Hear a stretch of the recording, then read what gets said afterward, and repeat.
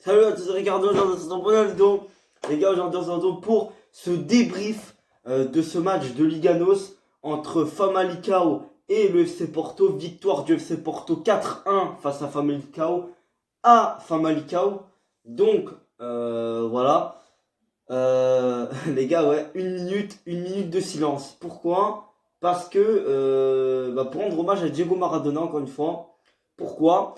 Parce que, en fait, j'ai entendu un truc, j'ai pas entendu, j'ai lu un truc sur internet, enfin sur les réseaux sociaux, c'est sorti, comme quoi, monsieur Raymond Domenech, hein, monsieur Bus, hein, aurait sorti en conférence de presse, avant match, avant Montpellier, voilà, et bah, il aurait sorti, je sais pas qui à Brest.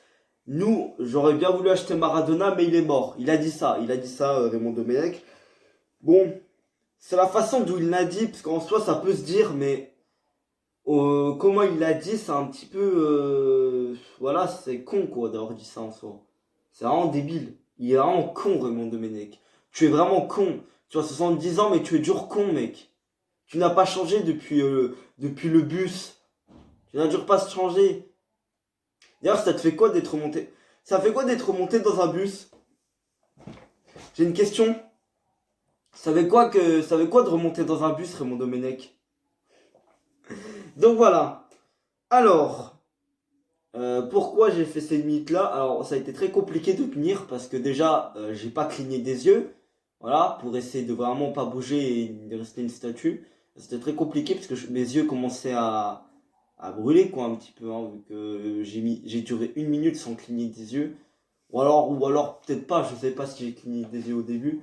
Mais en tout cas, au moins pendant 30 secondes, j'ai pas cligné les yeux. Des yeux, ça se fait, oui.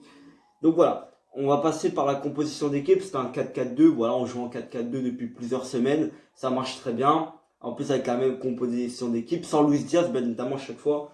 Bon, on avait Marcelo Gol, Diogo Leite, Mbemba en défense centrale. À gauche, on avait Zaïdou. À droite, on avait Nanou. Voilà, Nanou qui remplace Manafa parce qu'il a le Covid. Au milieu de terrain, on avait Otavio Sergio Oliveira et Matheus Uribe. À droite, Tecatito, El Mexicano de la Cowboy del Tecatito Coronavirus. Et en attaque, on a Mehdi Taremi et Moussa Marega, monsieur Casper Fantôme. Je vais dire espèce de con. C'est pas grave. Bon, ah oui, il faut bien préciser quel grande Luis Diaz est rentré en cours de match. Hein.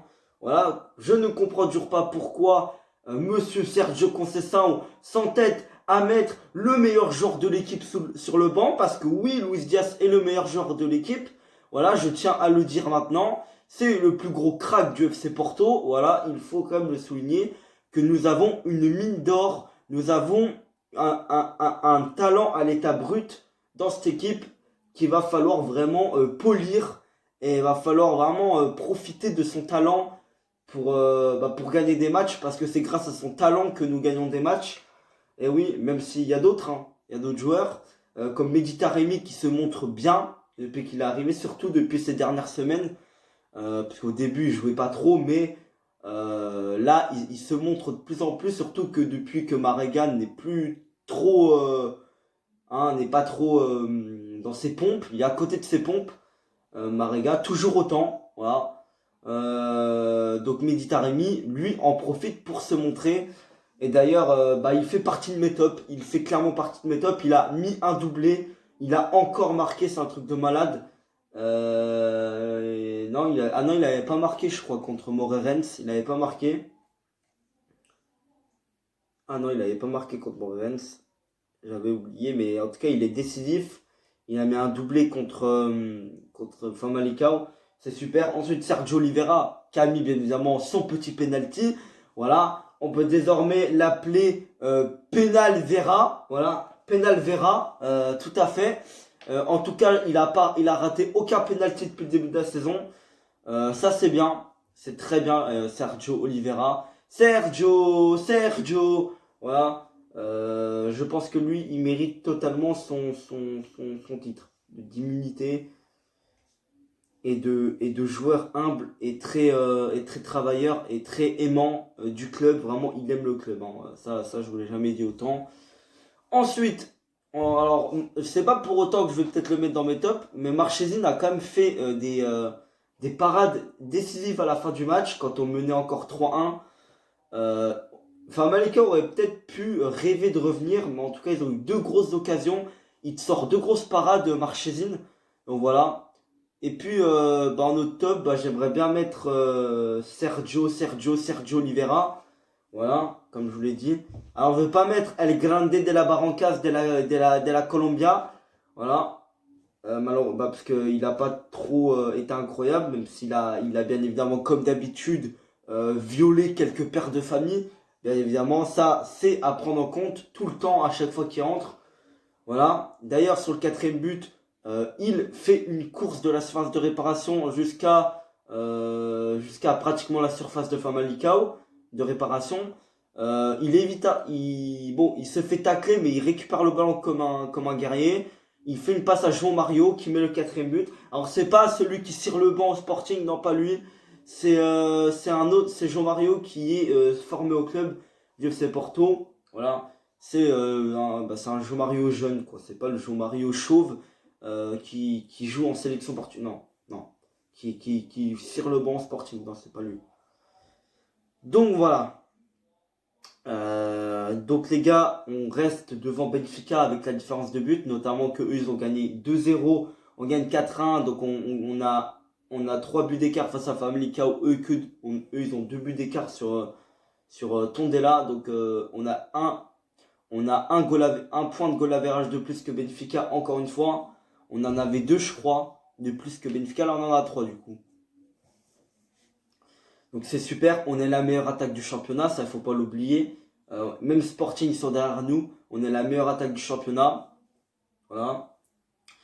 On n'est pas la meilleure défense, loin de là. Mais la défense ça s'améliore. La défense ça s'améliore, on prend moins de buts, on en prend beaucoup moins qu'en début de saison. Mais par contre, le truc qui est dérangeant, c'est que le Sporting a encore gagné. Ils ont gagné 2-0 face au CD National. Donc c'est très compliqué de les rattraper, notamment qu'ils ont 4 points d'avance sur le FC Porto. Benfica Porto 31 points et le Sporting 35 points. Donc ça va être quand même très dur de rattraper le Sporting, notamment qu'ils sont très réguliers cette saison. Et ça va quand même être dur. Ah oui, puis j'ai oublié les flops aussi. Alors Moussa Marega, bien évidemment, alors lui je ne le comprends plus. Déjà le mec, s'il continue comme ça, je suis Sergio Conceição, je le fous sur le banc. J'en ai marre de le voir piétiner sur le terrain. Voilà. Le mec sait plus courir. Le mec, il est proche du ballon. Le mec, il n'arrive pas à faire une course. Mehdi Taremi qui est plus loin, il est obligé de faire une course pour chercher le ballon. Tellement que Marega n'y arrive pas. C'est Taremi qui est obligé d'aller faire une course pour aller le choper le ballon. Et c'est lui qui provoque le penalty de Sergio Oliveira dans cette action. Voilà, au lieu de Marega, c'est Marega qui aurait dû provoquer le penalty, pas Mehdi Taremi. Voilà, Mehdi Taremi est beaucoup plus en forme. Il court beaucoup mieux, beaucoup plus en tout cas. Il est moins mollasson, il est moins flemmard. Voilà, et Mehdi Taremi, il mérite en Ligue des Champions, parce qu'en Ligue des Champions, on joue souvent en 4-3-3 en Ligue des Champions. C'est un championnat qu'on joue en 4-4-2, mais en Ligue des Champions, on a joué beaucoup en 4-3-3 que en 4-3-3. Donc si on joue en 4-3-3 de nouveau, moi je mets Mehdi Taremi, je ne mets pas Marega. Je mets Mehdi Taremi, je le fais passer devant Marega, vraiment parce que Taremi, il a vraiment des choses à montrer. Et pour moi, avec Zaidou, c'est la meilleure recrue de cet été. Voilà, avec Zaidou, bien évidemment, qui a encore été plutôt bon ce soir. Nanou aussi, il faut pas oublier, même si ses centres sont dégueulasses, il est quand même, il veut vraiment tout. Il veut gratter des ballons, il veut vraiment, il se donne à fond, il va chercher les ballons, il est rapide en plus, comme Zaidou. On a vraiment des latérales rapides. Enfin, on a un latéral titulaire rapide, gauche. Et on a un latéral droit remplaçant, rapide aussi. Et ça, faut le souligner, même si tous ces centres ont été dégueulasses, vraiment. Même Zaidou, hein, ses centres étaient un petit peu mieux, je crois qu'il en a réussi un. Mais les centres de nos latéraux sont dégueulasses. Hein. Ah, clairement, ça se voit que Télé, il est plus là. Hein. Parce qu'Alex Telles, peut-être qu'il était moins rapide que Zaidou, il était moins rapide, rapide, mais au moins ses centres étaient quand même beaucoup meilleurs. Hein. Il nous régalait ses centres à Alex Telles, il nous régalait avec ses centres. Bon les gars, je vais vous laisser, c'était le débrief bien évidemment, et oubliez pas que le meilleur joueur c'est quand même El Grande de la Luis Diaz, de la Lionel Messi, de la Colombia, de la Barrancas, de la cocaïne, de la caféina, de la Colombia tout simplement. Bon les gars, je vais vous laisser, salut. Dis salut mon petit bébé. Dis salut. Voilà.